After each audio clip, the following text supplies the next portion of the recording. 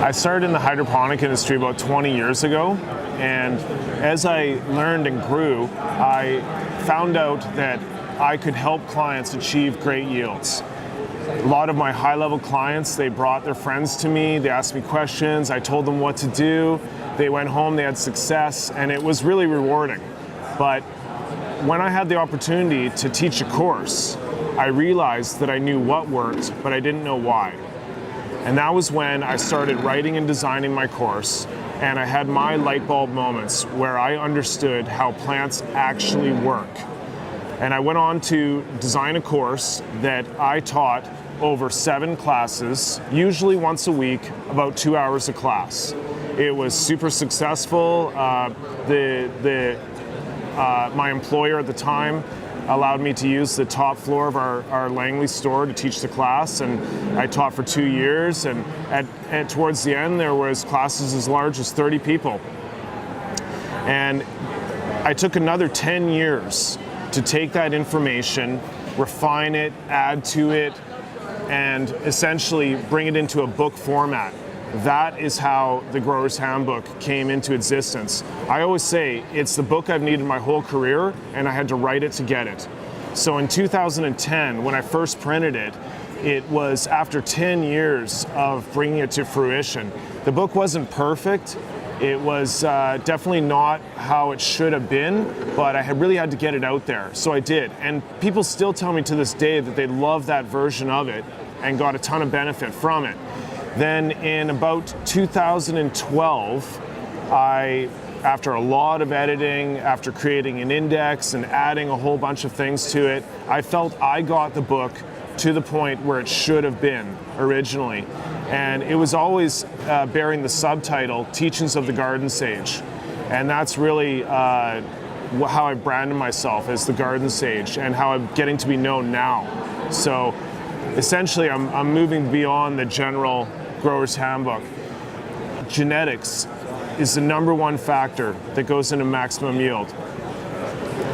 Environment is the second most important factor, being lights on temperature, lights off temperature, CO2 levels, humidity levels, and so on.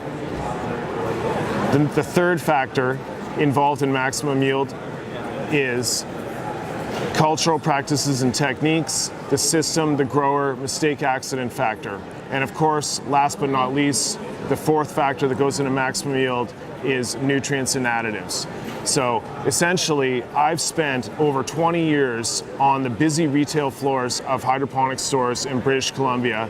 I currently own and operate Pacific Northwest Garden Supply in Nelson, which is a hotbed for indoor gardening and really a fantastic place to work in the indoor gardening industry.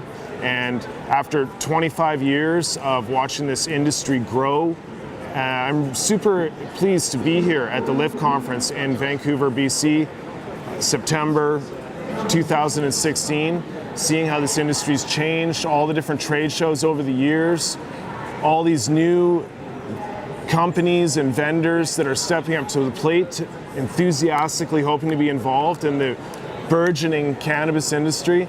It's really wonderful to see. We also see a lot of old school and original pioneers that started the industry here today, like Green Planet Nutrients.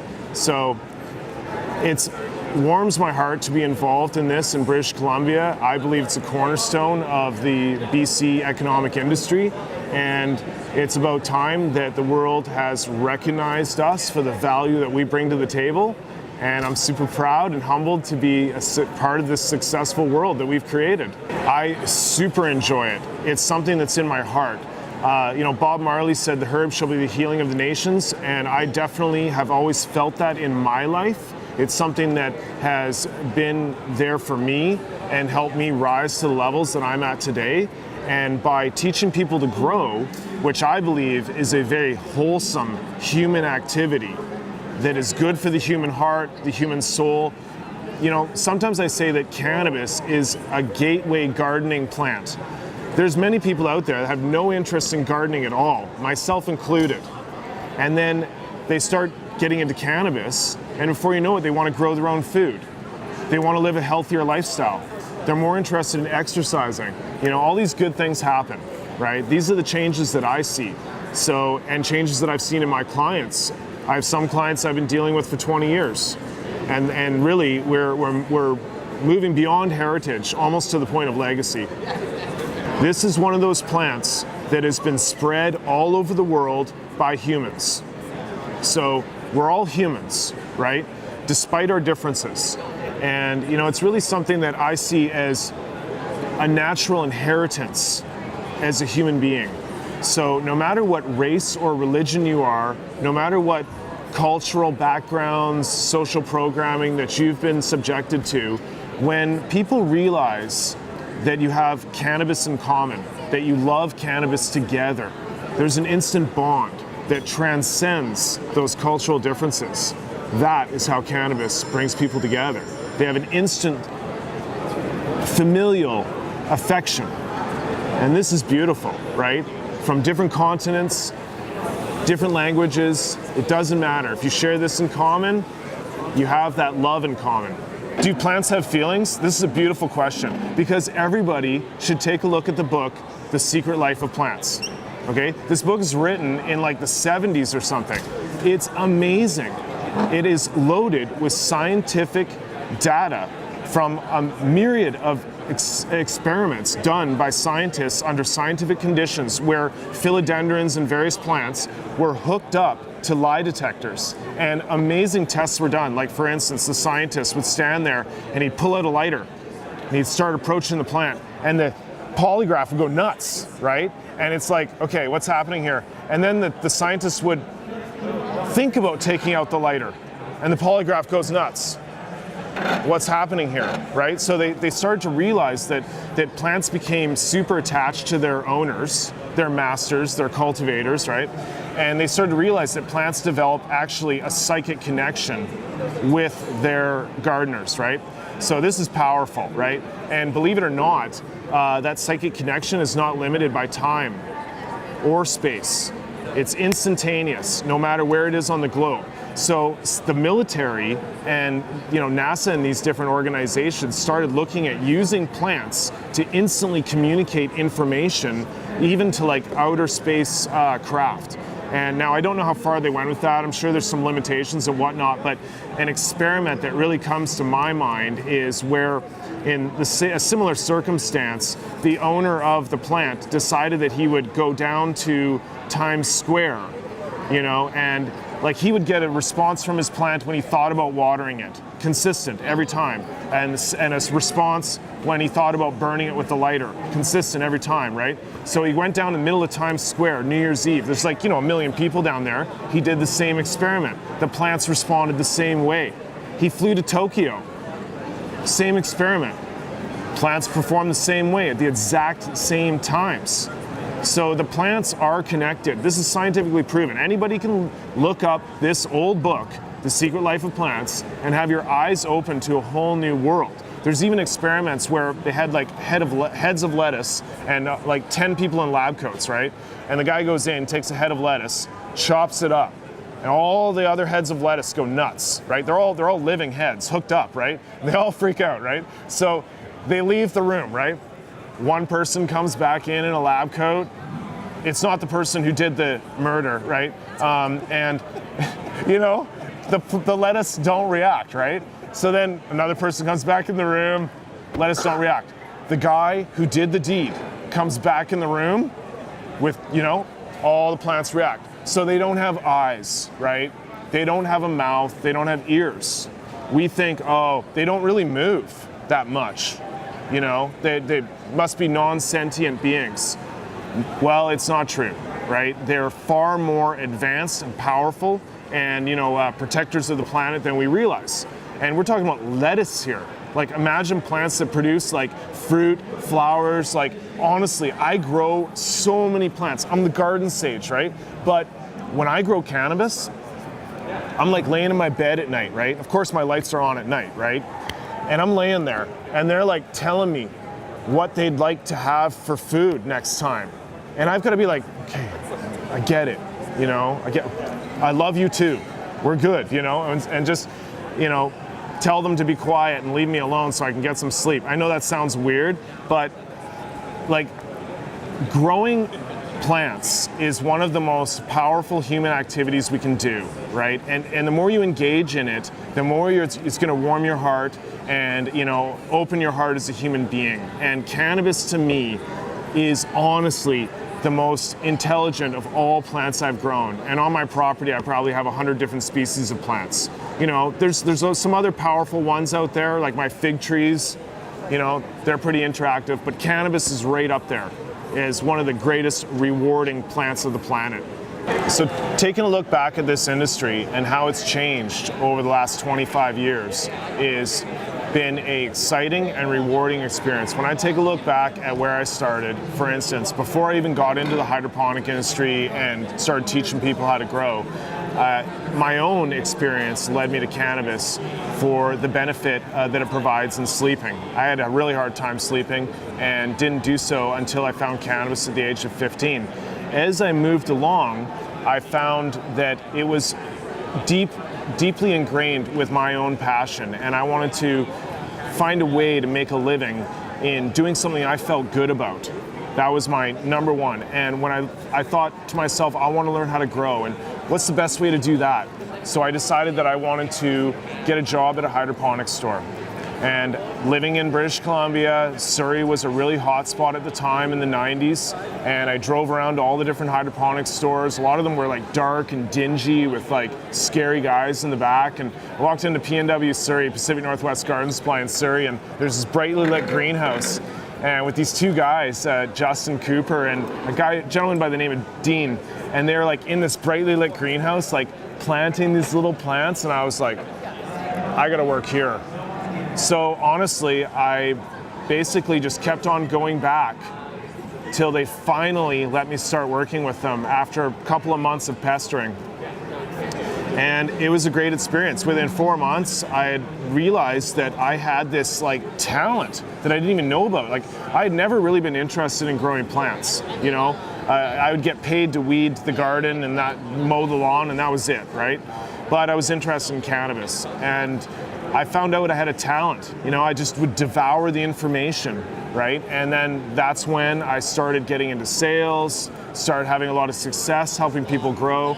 And I always deeply believed in this plant's ability to change the world and make it a better place.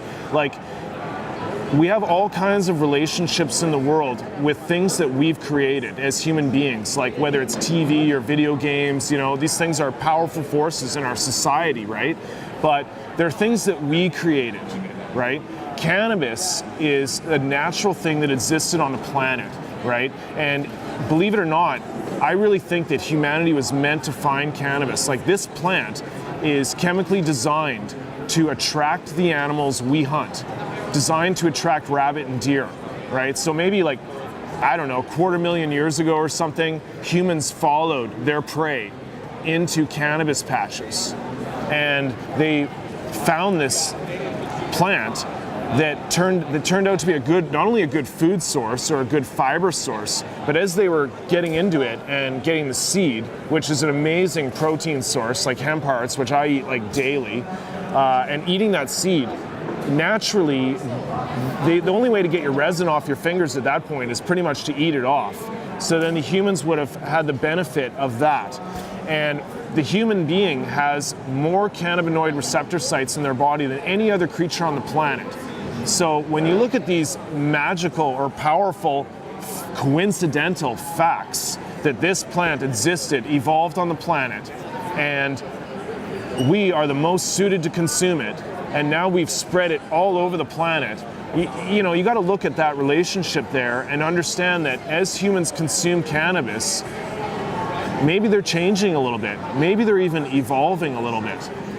So it's only been in like the last 100 years or something that we said, oh no cannabis. You can't have any of that. Now all of a sudden all these people are dying of cancer like crazy. And now in the 90s, when we started to get back into it in North America, it was strictly this recreational thing and really branded like with other drugs, right? I mean, honestly, I don't really see cannabis as a drug. Like, it may have some narcotic effects, I suppose, technically, but I mean, hey, like, what about coffee, man? Like coffee could almost be considered more powerful than cannabis under some circumstances. And so anyways, we had to deal with that drug stigma that was, really placed upon us. And I remember I used to stand at trade shows like, 17, 18 years ago. I'd be at a home and garden show with my hydroponic booth, Pacific Northwest Garden Supply, and quite honestly, I'd have to endure a lot of snide remarks. It was kind of like we were looked upon as like black sheep almost, not given a lot of respect. And so as we moved along, and human beings, of course, naturally could no longer overlook the healing benefits of cannabis, it began to be recognized for medical use. I believe that may have occurred in the early 2000s, maybe late 1990s, and I'm not sure what the truth is, but I have heard that, unofficially, on a constitutional basis, they can't really deny us from growing a small amount of plants. Like I remember like 15 years ago, I heard something like, 4 plants per adult per household was not going to be prosecuted. Now, I don't know the truth about these things, but it just shows that we can't really deny man's right to have access to this plant, especially when it's viewed as the medicine that we need. So as this has slowly dawned in social consciousness, and more people have been benefited, more and more people have found levels of healing through consuming cannabis in different ways. I mean, obviously, I believe that probably consuming it orally is going to provide more healing benefit than consuming it through combustion, right? Like, putting smoke in your lungs is going to be a little bit hard on the body, even if it is cannabis. So we can all look at the different ways of consuming it, but nonetheless, I know many people that have professed profound healing to me that they credit to cannabis, even like stage 4 cancers and different things. And essentially, the world is a different place when someone doesn't die and experiences healing, and their family doesn't lose a father, their wife doesn't lose a husband, things are changed. And I can speak from direct experience of losing my father at the age of 4, a young man of 36 only, dying of cancer. So, you have to say, like, would as many people have died of cancer if we didn't starve ourselves of cannabinoids? The other day I was like, what other plants contain cannabinoids? So I looked it up, and I'm sure there could be more, but I only found like 5 plants. Echinacea was at the top of the list. There was helichrysum, and then some other flowers, obscure flowers, like stuff that you wouldn't normally eat.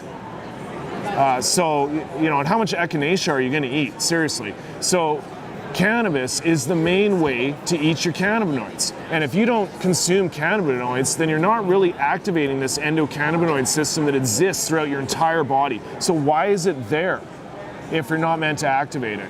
You really got to look at these things, right? And consider a little bit about life. So to me, I always felt like, despite public opinion, that I was fighting the good fight. One little brick at a time. By the inch it's a cinch, by the mile it's a trial. And so every day I would stand on the retail floor, teach people how to grow successfully, produce good quality medicine, get the medicine out there. Now, I obviously was not involved in that, but by teaching people how to have successful crops so that they could make a living. Not only did they make wonderful livings, but they were able to produce material that benefited many people. And this gets into people's minds, gets into their hearts, slowly changes them. So as this is hitting mainstream, we're seeing these changes happen exponentially. I mean, if we look around the Lift conference today, we see all these new people that are, hey guys, let's go, let's get involved in this thing, and you can see it kind of reminds me of, the boom like 15 years ago when this thing started and all these new people jumped in and trying to make a living out of it, and a lot of these people will, right? But speaking as a pioneer, speaking as someone who has made a living out of this, who continues to do so, and who feels good about fighting this good fight every day, I can really say that finally we're getting some respect.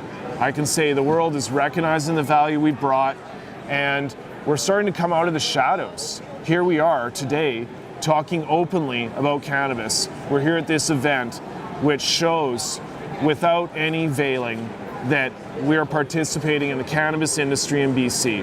And I really believe that this is an industry that should be inclusive to many different levels of growers and should allow the patients, the public, even and recreational users the right to choose where they're going to get their cannabis from.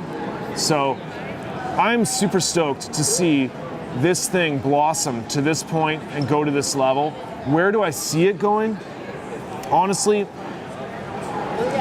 after 20 years in this industry, 25 years, I'm so happy to say that I've never been this excited about the industry. And in a lot of ways, I know it sounds crazy, but I feel like we haven't even hit our stride.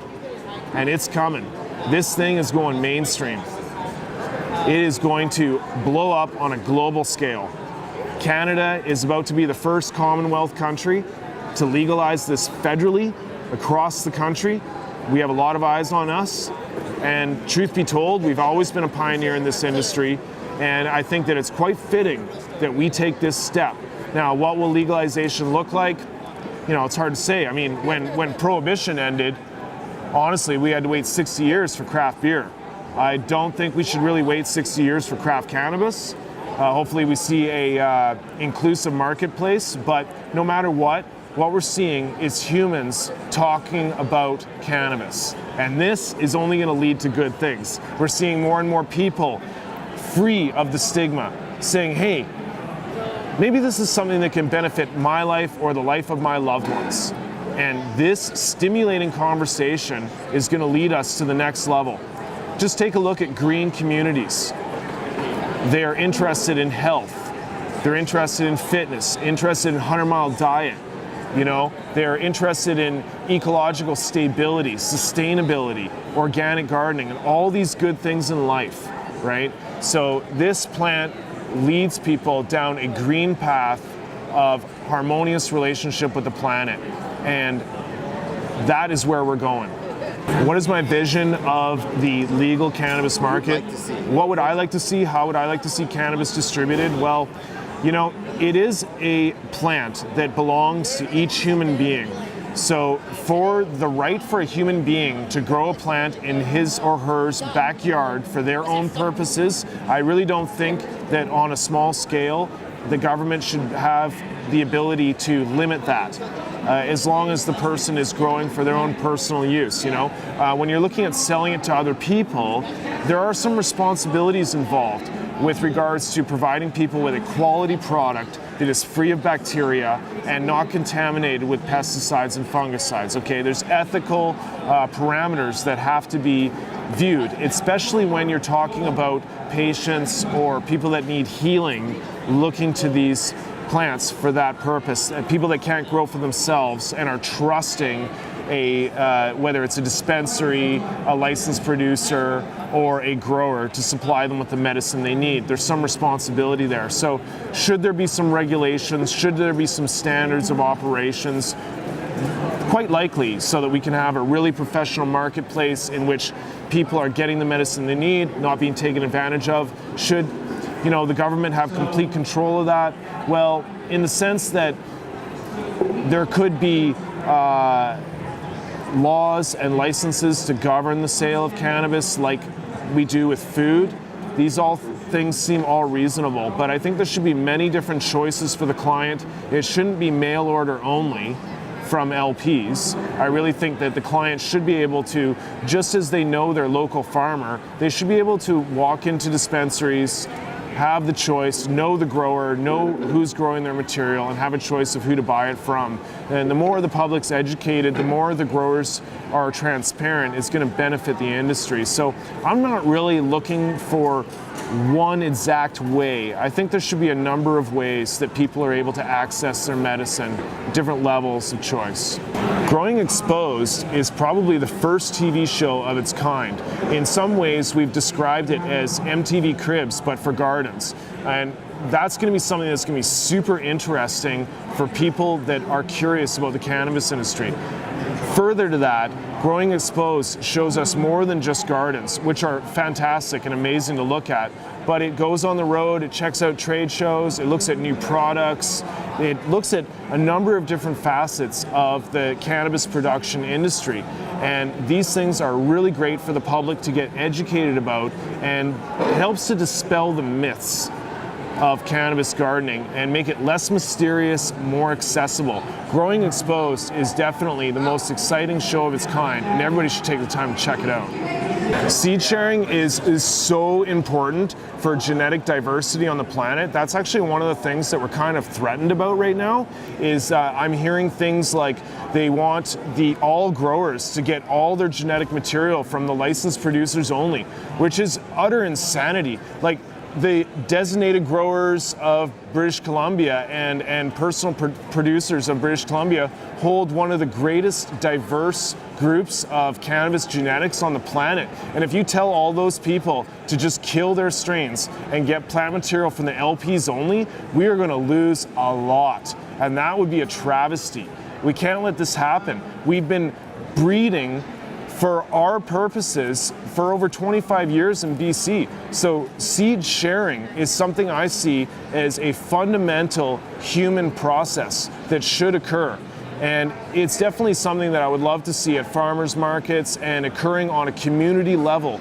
Getting the medicine out there on a large scale is going to help control price and really increase inclusivity rather than exclusivity. And it's going to make it more accessible to patients. They're not going to have to pay, for example, insanely high dollars to get a high CBD strain, or cannabis product for their healing. The more high CBD strains that are out there, it's going to make it a little bit less special, more accessible, and it's going to provide healing for more people, rather than wrapping it up under the control of a small amount of very powerful groups. So definitely sharing genetics is something I see as super important. As I said, if we just allow like free and open distribution of flowers, we could occasionally run into issues where there's like, high bacteria counts or mold, or, maybe somebody used some pesticide or fungicide, and those are all things that we're gonna have to work out. But at the end of the day, this is a plant that humans should be able to share. So, we regulate a lot of things in human industry, including plants. And I understand this. We got to keep it safe, right? Nothing's worth getting hurt over. But at the end of the day, what we need is reasonable access. Who is David Robinson? Other than the Garden Sage, author of the Grower's Handbook, entrepreneur, operator of hydroponic retail stores, educator of the public on how to better grow cannabis.